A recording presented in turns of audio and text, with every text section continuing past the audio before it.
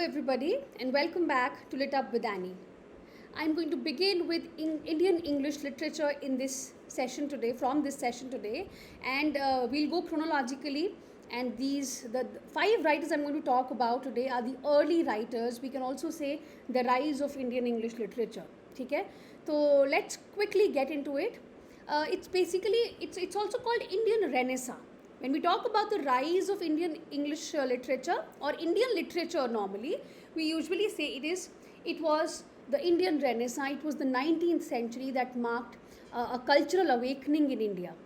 Okay, and at that point of time, English education was also introduced by the British people, and that produced the first generation of Indian intellectuals here.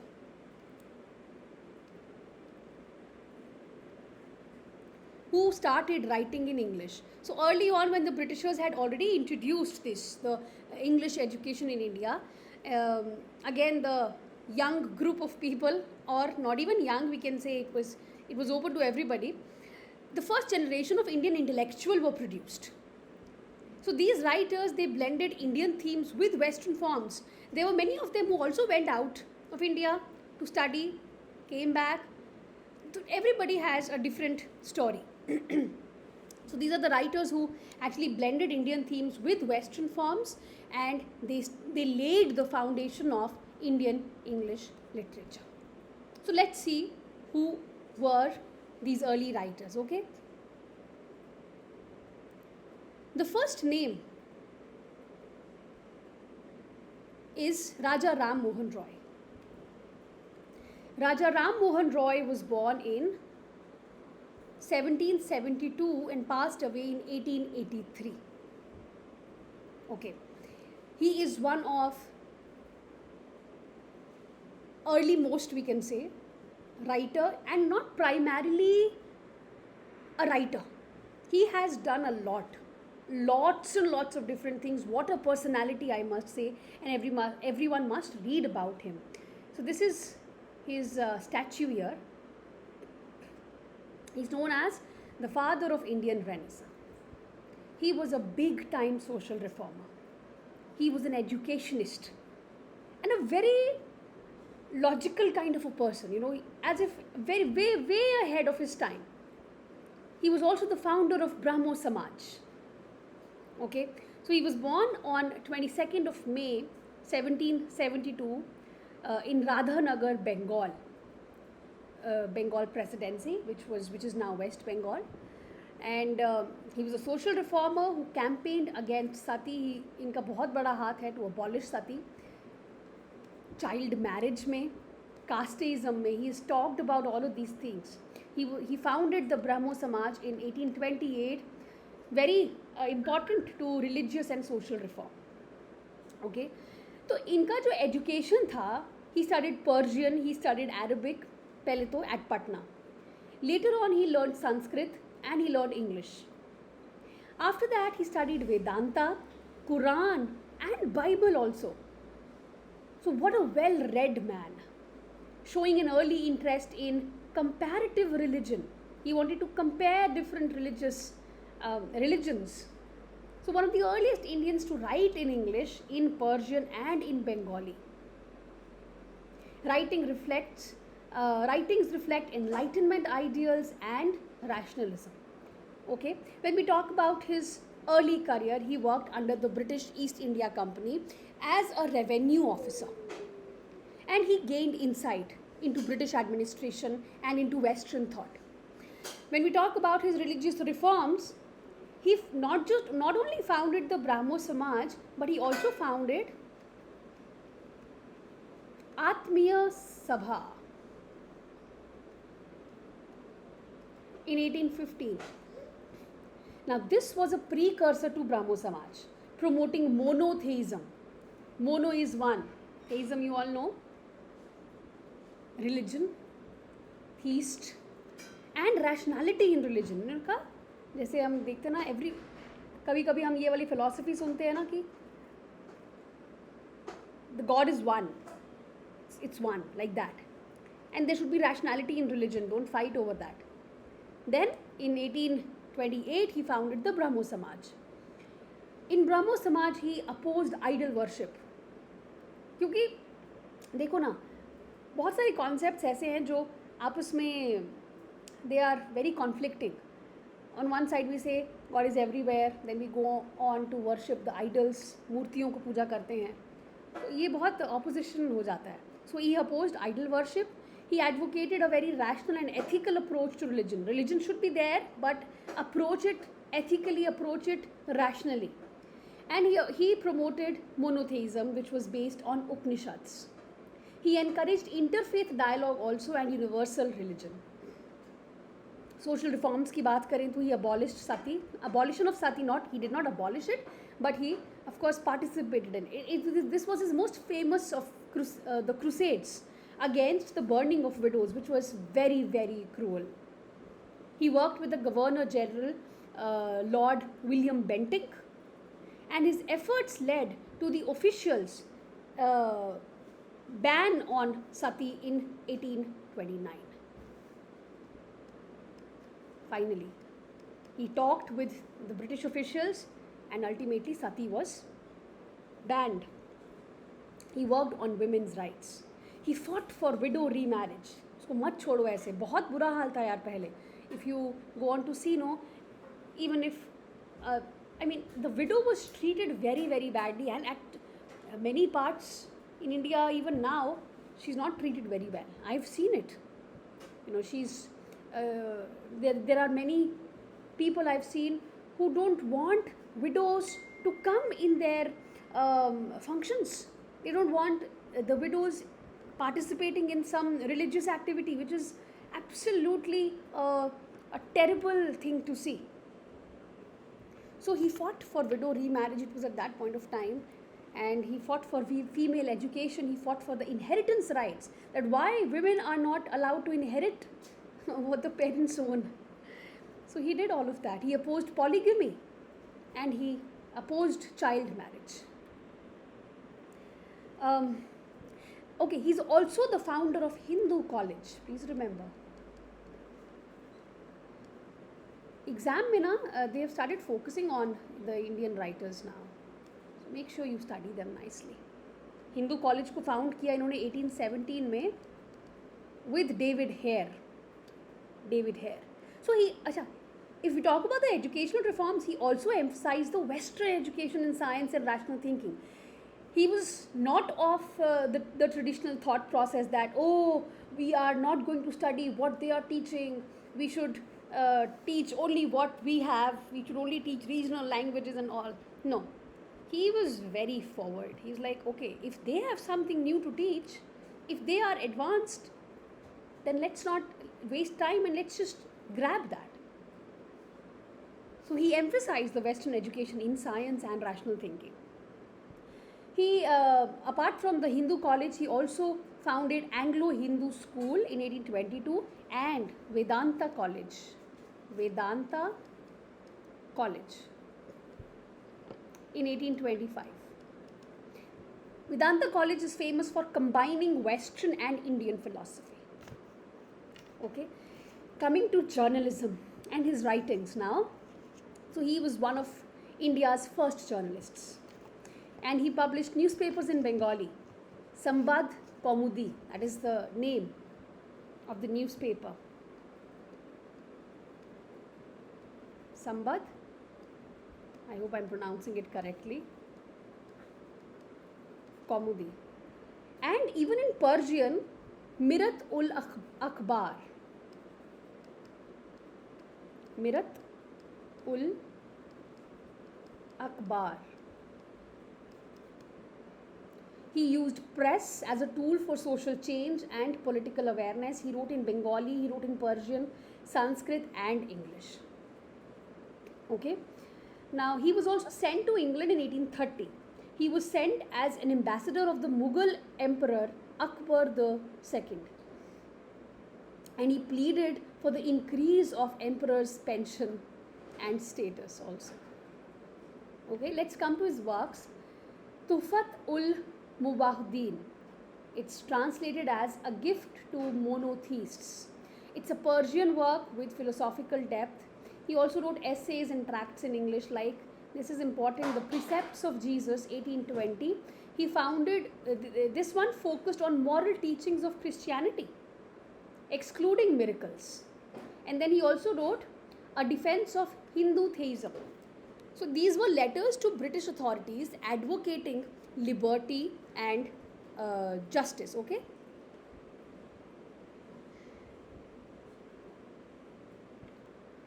So this is all in all an overview of Raja Ram Mohan Roy.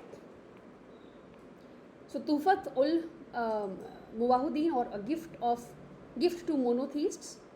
Then he also he did this translation of Vedanta. It's called Vedanta Granth. Vedanta Granth. So he translated parts of the Vedanta Upanishads into Bengali, Hindi and English. So इन्होंने क्या he also translated some other Upanishads like Kena Upanishad, Isha Upanishad, Katha Upanishad and Mundaka Upanishad. You can take a note if you want. Kena Upanishad, Isha Upanishad, Katha Upanishad, Mundaka Upanishad. Then I told you about the Precepts of Jesus. इसका subtitle है The Guide to Peace and Happiness. A Defense of Hindu Theism. This was written in English. It's again a defense of Hinduism from Western criticism, especially on idolatry. Another important letter that he wrote was, you can write this down, it was letter to Amherst, which has also been asked in the exam. 1823. Now this one protested against government restrictions on the press.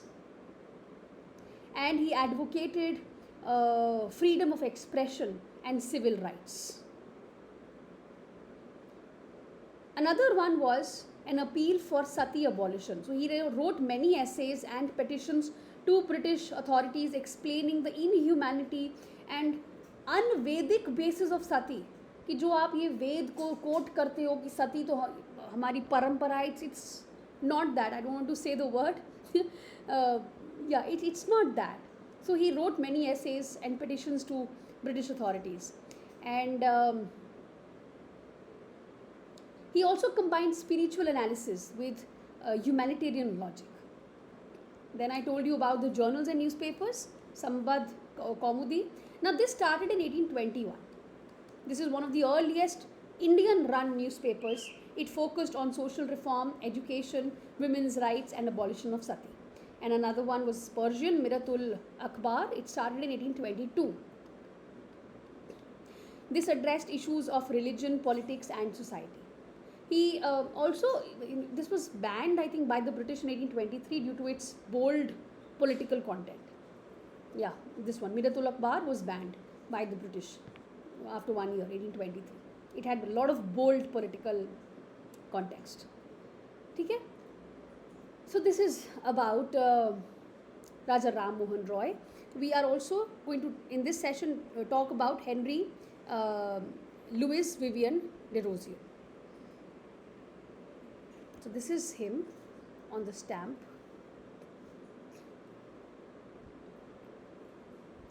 Henry Louis Vivian Derozio was born in 1809 and he passed away in 1831.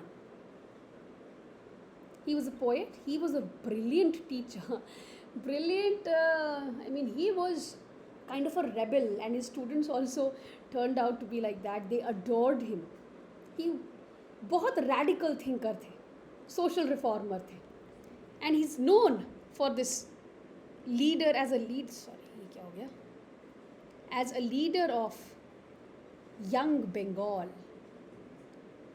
I'm sure all of the Bengalis in my class would know about this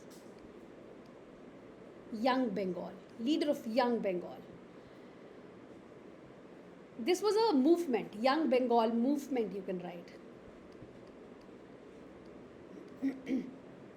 He was first Indian modernist intellectual and a very early nationalist voice also. Now you will say his name doesn't seem Indian. Yeah, it doesn't. So where does he come from? He comes from, his heritage is of Portuguese Indian descent. So he was born here only, born in Kolkata, then Calcutta. Portuguese Indian descent hai. April 18th, 1809, he was born, Bengal Presidency, and he was educated at David Drummond's Academy, where he was introduced to Western philosophy, Western literature, and liberal ideas as well. Now, he began writing poetry as a teenager, and he showed extraordinary promise in literature and thought. At just the age of 17, he was appointed a teacher of English literature and history where? At Hindu College, which is now Presidency University, which was founded by Raja Ram Mohan Roy. He influenced his students. Ab 17 years pe he was a teacher there. He must have been brilliant with his ideas. इन्होंने अपने students में भी भर दिया rationalism, liberty and equality, secularism, scientific reasoning. All of these things encouraged free thinking, debate, and the spirit of inquiry. Now, what was this Young Bengal movement? It was a progressive intellectual group of students who were actually inspired by Derozio. And this movement, they promoted women's rights. It was a critique of caste and orthodoxy. It advocated for education and reform and freedom of thought and expression. Who were the notable disciples here? You don't need to, go into the details of the name. I'll just name them. Ram Tanu Lahiri, Krishna Mohan Banerjee, Piyari Chand Mitra, and Radhanath Sikdar. These were the students who later actually contributed significantly to Bengal's reformist and nationalist movements as well. Okay, so as I said, mixed Portuguese Indian descent, taught at Hindu College, key figure in the Young Bengal movement. He regarded as the first Indian poet in English, deeply influenced by romantic poets, especially Byron and Shelley. He used poetry to inspire nationalism. Poetry को use किया intellectual freedom को inspire करने के लिए, nationalism inspire करने के लिए. And we'll come to his literary contributions now. So as I said, he's considered as the first Indian poet in English in India with a romantic sensibility. So we have this very important work, The Fakir of Junghira, 1828. It's a long narrative poem. It has a Byronic tone, advocating widow remarriage. To India, my native land, an elegiac sonnet expressing grief for India's colonial subjugation. Now, Fakir of Junghira first, this is a long narrative poem about a Muslim fakir and a Hindu widow. And he deals with the themes of love, sacrifice, and social oppression, particularly sati. And it is one of the earliest Indian critiques of sati also in English verse. Coming to his poems, this is one of the poems in the collection, 1827 ka collection tha poems. In that, To India, my native land is one of the poems. It's a patriotic lament on India's loss of glory. Collection of nationalist and philosophical poetry. इसी में another one is The Harp of India.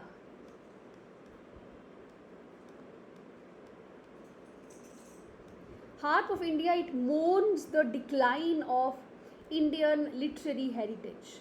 And another one in this is Song of the Hindustani Minstrel.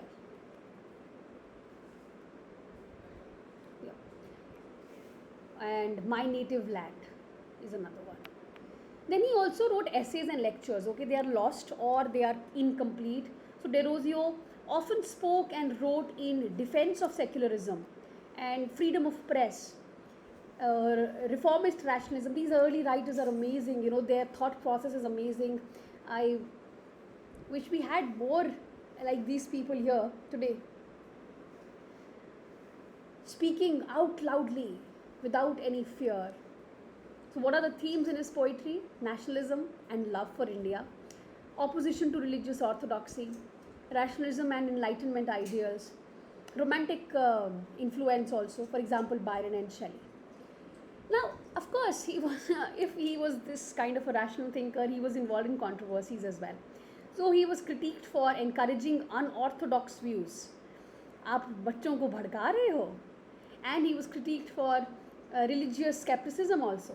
And do you know, he was forced to resign from Hindu college in 1831 because of this pressure from orthodox Hindu parents that you are, आप हमारे बच्चों को बिगाड़ रहे हो, आप उनकी thinking को ख़राब कर रहे हो, बहुत सेकुलर बन रहे हैं वो. And very shockingly, if you've not read Derozio, this will come as a shock to you. He's done all of these things and he died very young at 22 on December 26th, 1831. Just at 22. Cholera ho gaya inko. It's very sad. So he's seen as the father of Indian intellectual awakening. He pioneered English education and free thought among Indians. He inspired future social reformers like Ram Mohan Roy also and Ishwar Chandra Vidyasagar. So, though his life was very short, but his impact on Indian Renaissance and modern thought, it was profound. Okay? Let's talk about the third one. It's Michael Madhusudan Dutt. Here, he's the one. Michael Madhusudan Dutt was again a Bengali. He was born in 1824, passed away in 1873. He was a poet, he was a dramatist, he was an essayist also, and he is known for introducing the sonnet form in Bengali poetry. So, Bengali poet थे, dramatist थे, initially English में लिखा, फिर बाद में इनको कुछ हो गया कि नहीं, nationalism की तरफ ज़्यादा जाना है. In fact, regionalism, तो इन्होंने later he shifted to writing in Bengali. He also is known for writing the first Bengali epic in blank verse, which is Meghnad Bandh Kavya. Badh Kavya, sorry. So he's a pioneer of blank verse in Bengali poetry. He is known for introducing Western literary forms like epic, tragedy and sonnet into Indian literature.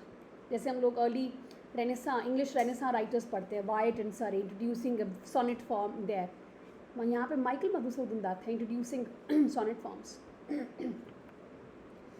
ठीक है, तो he was born on 25th January, Jessore district में, which is now in Bangladesh, and he came from an affluent Hindu caste family, studied at Hindu college. He was exposed to Western literature, especially Milton, Shakespeare, Byron, Homer को इन्होंने पढ़ा, and लेकिन हुआ ये, अब नाम देखो इनका माइकल भी है और मधुसूदन भी है. तो 1843 में जब ये 19 years old थे, he converted to Christianity. And that is the point of time when he took up the name Michael, rebelling against orthodoxy. He even disowned his family after conversion. He saw English culture as liberating in his youth only, but though later he grew to deeply value Indian tradition. Shukar hai. If you talk about his early career, it was English writings, of course, starting में. So initially he wrote poetry in English, inspiring to be like Byron or Milton. He wanted to be like that. And his English poems were praised also for their style, but it lacked originality because it was lots and lots of imitation, copy. So soon he realized his true literary strength was in Bengali. So Captive Lady, a long narrative poem inspired by Walter Scott, which is set during Prithvi Raj Chauhan's reign. Visions of the Past, 1848, influenced by Milton and romantic themes. So then he came to Bengali. Meghnad Badh Kavya, which is Bengali epic in blank verse, a retelling of Ramayana from Ravan ka beta ke perspective se hai. How nice, right? This is his magnum opus. And it retells the Ramayana from the perspective of Meghnad. Indrajit bhi naam hai uska. He is the son of Ravan. So heroism, tragedy, anti-heroic grandeur, these are the themes. And he was inspired again, of course, by Milton's Paradise Lost, but it's important work. And there are other Bengali works as well. You can just go through the names. One of the works he had written was a mythological poem in blank verse. It focused on the birth of Tilotama. So I don't know how to pronounce. Sorry, the Bengali learners, don't laugh. This was the name of the work.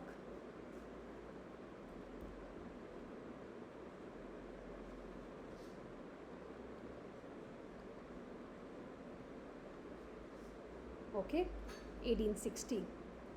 So it focuses on the birth of this. This is an Apsara created to destroy the demon brothers Sunda and Upasunda. So then he wrote drama also. For example, Sharmistha, which is based on the story of King Yayati. Prose works की बात करें तो he had written many letters and essays, notably the letters to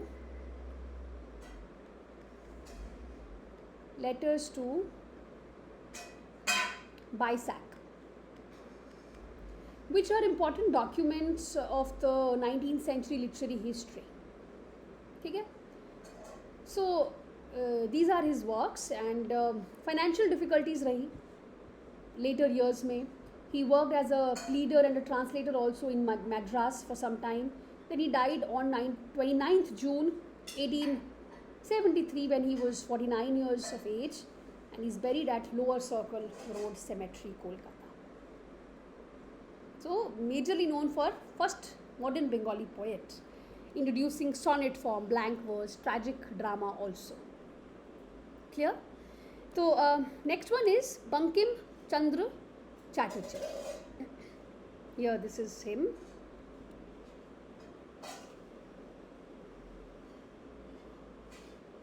Bankim Chandra Chatterjee was born in 1838 and he passed away in 1894. He was a novelist, an essayist, a poet, a journalist and a civil servant. And what is he known for? I think you all know Vande Mataram, India's national song. And he's known as the creator of the modern Bengali novel as well. He blended nationalism, spirituality and literary excellence. And he was the major contributor to the Bengal Renaissance. Civil servant, novelist, journalist, first major novelist in India. तो यहाँ से हम कहते हैं कि novel form की शुरुआत हो जाती है. 27th June 1838 he was born, again in Bengal, and Hooghly College he studied in, which was then Presidency College, Kolkata. He is among the first graduates of the University of Calcutta. Starting का जो एकदम batch होगा 1858. So he joined the British Indian Civil Services (ICS) and he worked as a deputy magistrate and deputy collector also for over 30 years. Literary significance इनका यही है that he wrote the first Indian novel in English, which is very important, Raj Mohan's Wife, 1864. Later switched to Bengali and became a national literary icon. Okay, so इनके works, Raj Mohan's Wife, it's a domestic and social novel which is set in colonial Bengal. Women's oppression, corruption, class tension, ये सब themes हैं. Critically, it shows early efforts to Indianize the English novel. Bengali works भी थे इनके. He is also known as the pioneer of Bengali fiction, Bengali novel, जैसे कि दुर्गेश नंदिनी 1865 का एक work है इनका. This was the first Bengali historical novel. It is set in the Mughal era. Turkesh Nandini.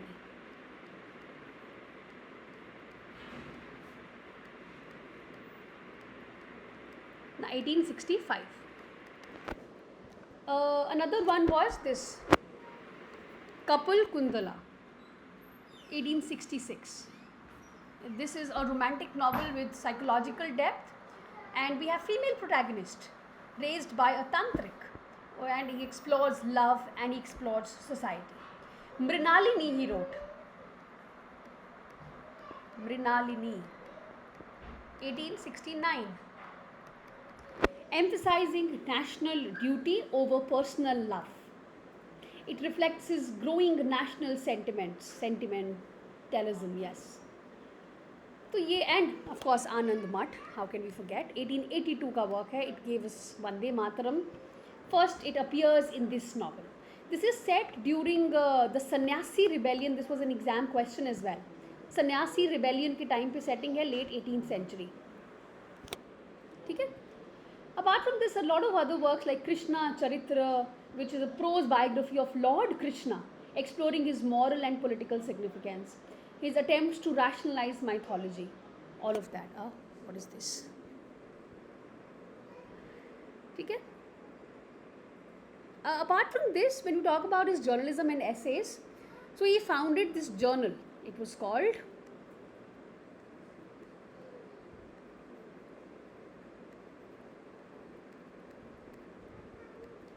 Banga Darshan, 1872.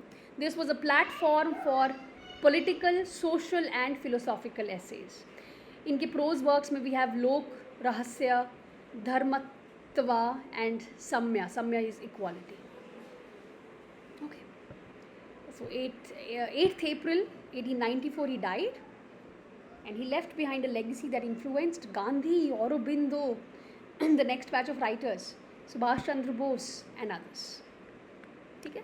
He's known also known as Sahitya Samrat, Emperor of Literature in Bengali, and Vande Mataram. And the last one is Romesh Chandra Dutt. Yeah. So Romesh Chandra Dutt was born in 1848 and passed away in 1909. He was a civil servant, economic historian, a translator, a novelist, and he bridged literature and history. इन्होंने mix किया है, bridge किया है दोनों को. What is he known for? This.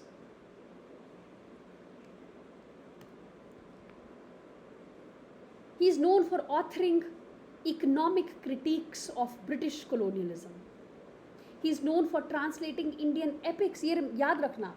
He is known for translating Ramayana and Mahabharata into English. He is known for advocating Indian economic self-rule and cultural revivalism.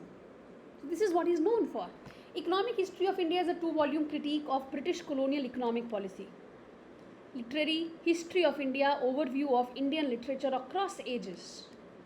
Then the Ramayana and the Mahabharata, in verse translation, it aimed at presenting Indian epics to Western readers. कि आप भी पढ़िए, हमारे पास भी epics हैं. The Lake of Palms, The Slave Girl of Agra, historical novels which were written in English by him. तो ये भी प्रेसिडेंसी कॉलेज में पढ़े. He went to England also.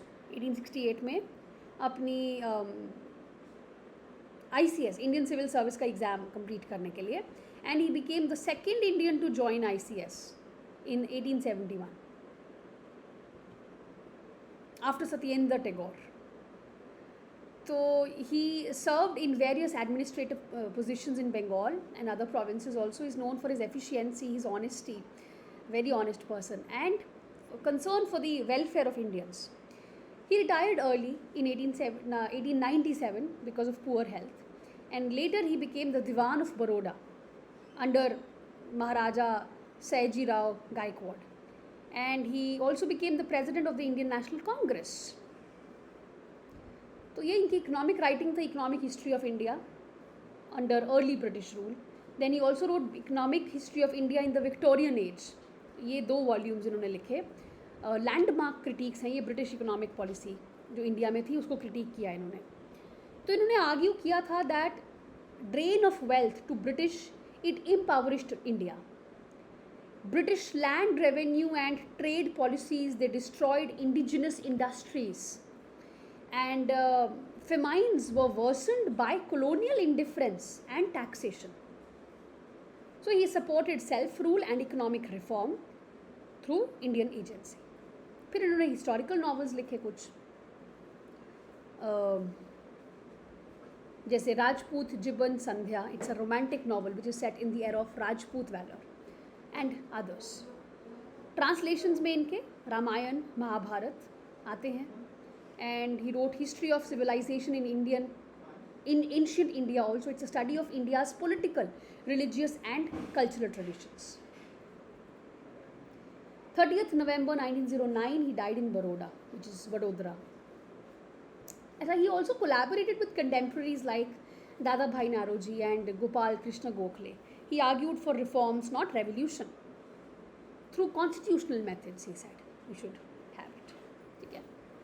So, Indian heritage, resistance to colonial policies, cross-cultural understanding, these are his themes, and formal prose, classical tone, often explanatory for a Western audience.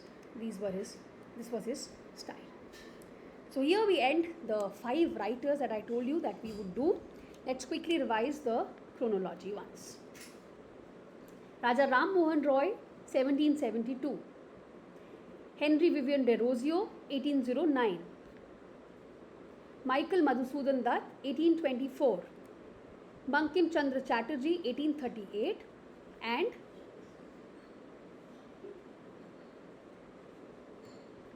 Romesh Chandra Dutt, 1848. Okay? So these are our 5 early writers of Indian Renaissance. I hope you've understood these. Just revise them. You don't need to go into extreme detail. Names kar loge, that will be enough. Especially for the early writers at least, because we have seen them in the match the following questions mostly. Now, if you wish to practice more, please join my course. I will take you here. This is for MCQs only. You can get advanced level MCQs, topic wise, even the mock tests we're going to start very soon. Regular intervals almost daily we are doing right now till your exam at just ₹1,000. So you can just do this, you can join, and you will get the best practice that you can. And you can message me on WhatsApp, or you can find me on Telegram at LitUpwithAnnie. You can search that, or you can search for NTA English preparation. NTA capital English, E capital preparation, all small. If you want to revise all the classes as well, this is only for MCQs, okay? If you want to practice all the classes as well, you can take this 2 months subscription and you can get everything. Mock tests ho, ya MCQs ho, ya notes ho, revision, everything. Recorded classes, live classes, and it's just at 3,000. So let me know if you wish to join, and I will see you in the next session. Thank you very much, and stay tuned, keep learning. All the best.